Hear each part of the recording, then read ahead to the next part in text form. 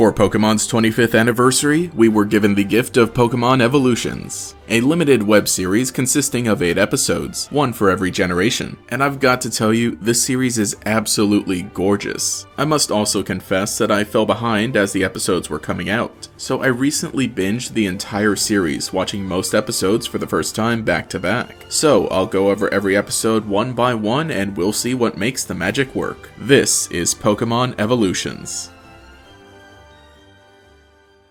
Episode 1, The Champion, focuses on Leon as he reflects on his recent failure to stop Eternatus. I think this is a great premise because we get a better look at how Leon is feeling without even hearing him say anything. I always thought it was a cool idea having the prep room before each battle during the Pokemon League, and getting to see Leon use his time before the battle to reflect makes sense. There's this great moment as Charizard hypes him up. The downside to this short is that it cuts to the Eternatus battle throughout, which looks great, but this is a moment from one of the more recent video games, and we've already seen it in the game's cutscene and adapted into the Pokemon Journeys anime. Again, it is animated beautifully in Evolutions, but it's nothing new in terms of lore and plot. This is also an issue I have with some other episodes in the series, but it overall isn't too bad. When it comes down to it, this episode is great.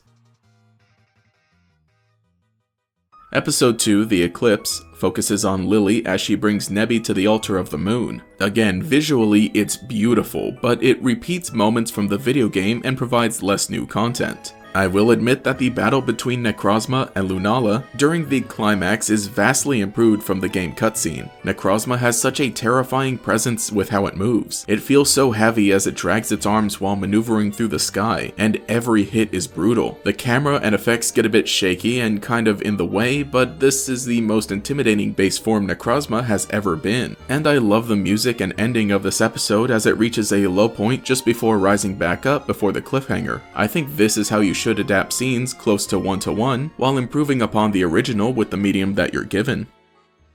Episode 3, The Visionary, centers around Lysander just as he's defeated after his final stand. This is the shortest episode of Evolutions and it really feels like it, as the main new content we get is a bit more of a glimpse at Lysander's beliefs and his interactions with his peers. And it is pretty cool getting to see Diantha and Professor Sycamore interact with him more. And it was a great moment at the very end with Sycamore watching Lysander's final message being played. It kind of makes me realize that Lysander had a good vision and people really trusted him before he, rebuilt an ancient death weapon.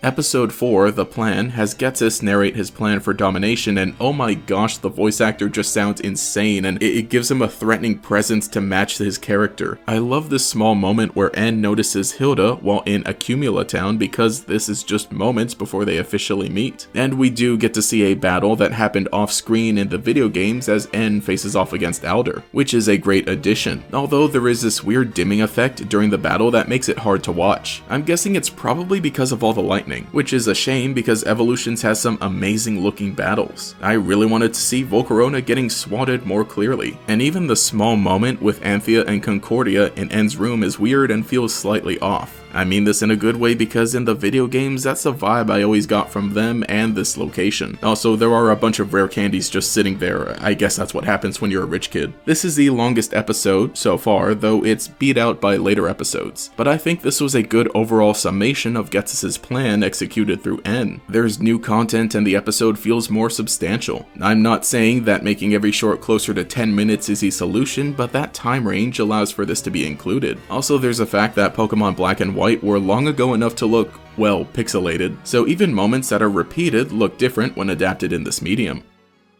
Episode 5, The Rival, follows Barry with the narrative framing of his desire to battle his father. I think this was a great choice because even though we see Barry in the games as our rival, he was never really the focus. His motivation really was to one day be strong enough to battle Palmer, but having it all presented in this way makes it easier to follow and get behind. Interesting that he has Piplup as his starter Pokemon because it keeps in line with his appearance in Pokemon Masters. This short also includes another battle that happened off screen in the games as he loses loses to Jupiter at Lake Acuity, and she takes away Uxie in a mason jar. Getting to actually see his loss and having better facial expressions in this animation gives more weight to the moment he confronts her later at Spear Pillar. And having the episode end with Palmer stepping into the light and addressing Barry as his son is the perfect way to end the short. While Barry ultimately doesn't get a lot of time in the main series games, it was the perfect amount of time to be able to condense it into an animated short.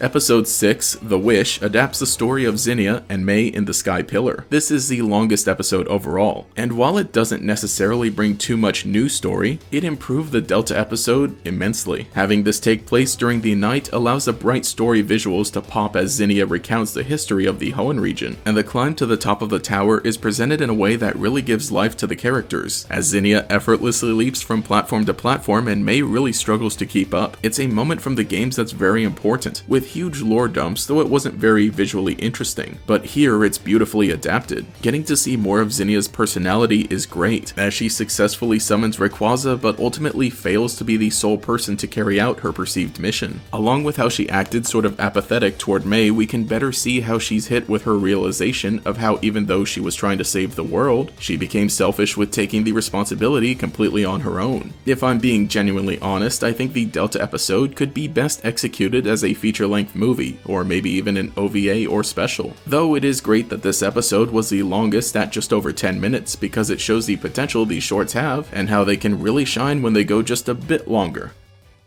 Episode 7, The Show, is the most unique, as rather than focusing on a single major character, we're given a look at a show put on by the Kimono Girls of Ecruteak City, and it's presented exactly as such. It's basically just a story we know of the Bell Tower, Brass Tower, and Ho-Oh and Lugia. I love that this is something we would see in-universe as a full show. I would love to be able to watch. In fact, I did. That guy with the Totodile was me. One great detail is that all the effects during the show are from Pokemon, like powder from grass types and sounds from Fearow, and of course every element of the first 5 evolutions being a way to tie into the story. This episode is exactly what I think additional shorts should be. Something familiar presented in a new way that brings you into the world of Pokemon, utilizing characters we don't see much from, while also being visually stunning.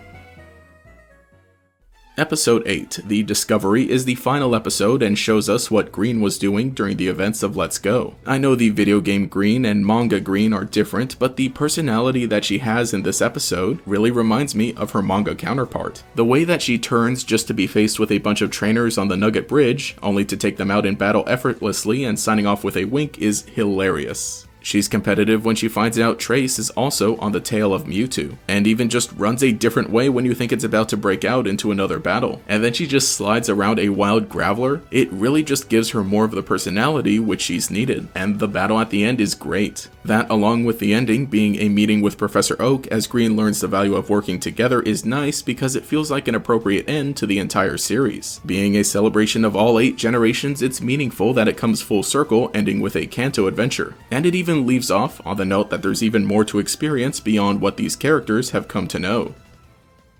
Pokemon Evolutions is beautiful. There were points I think didn't grab me as much, but watching the whole series in one sitting was totally doable, coming out to a little over an hour of runtime. The great thing about anthology series like this is that even if one episode doesn't hit, there's always the next one. I think all of these episodes are great, but I am of the opinion that the latter half is the best of the series, and even contains some of the best of any Pokemon spin-off anime series, ever. Every episode is visually striking, and there's bound to be something you'll like. Because whatever your favorite generation is, there's something in this series that will bring back those memories, and bring something new in some of the most beautiful visuals I've ever seen. Each episode is different in its own way while emphasizing the core theme of Pokemon, the bond between people and Pokemon that grows even more friendships and is strong enough to stand up to any obstacle that threatens that bond. Because even after 25 years, Pokemon and its fans continue to evolve, and that is beautiful.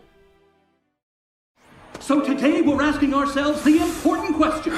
Does this challenger have what it takes? So tell me how you'll save that Pokémon. What can you do, Lily? Are you finished? You really thought you could beat Team Galactic? Maybe I'm never gonna be tough enough to beat my dad. Go onward. Discover whether you have what it takes to be a hero. I don't expect that I will ever make you understand how I think and feel. Ever since I was a little girl so full of uncertainty that I felt my heart might be completely crushed by it, I've always turned my eyes up to the endless sky above. Now you know what I'm trying to do. Hey, wait a second! If it isn't the little boy who ran off crying, think you're tougher now? I'm here to get my revenge! People ought to help one another out. That's what I've learned in Alola. And that is what I'm going to teach her, too. Just look at your Pokémon. The bond you share is marvelous, and you've found so many. This wish was able to bring people and Pokémon together. Pokémon trainers, listen well. The future isn't decided. You can't be sure each day will be like the one before. You have the potential to change the world. Help build a brighter tomorrow. With all the data you've gathered, you've really been helping my studies. And besides, you weren't doing it all alone. You were a part of a much larger community, Green. A world of dreams and adventures. Challenges and discovery. Of trainers and Pokémon. And now, thanks to all of you, I've finally fulfilled my dream. The Pokédex is complete.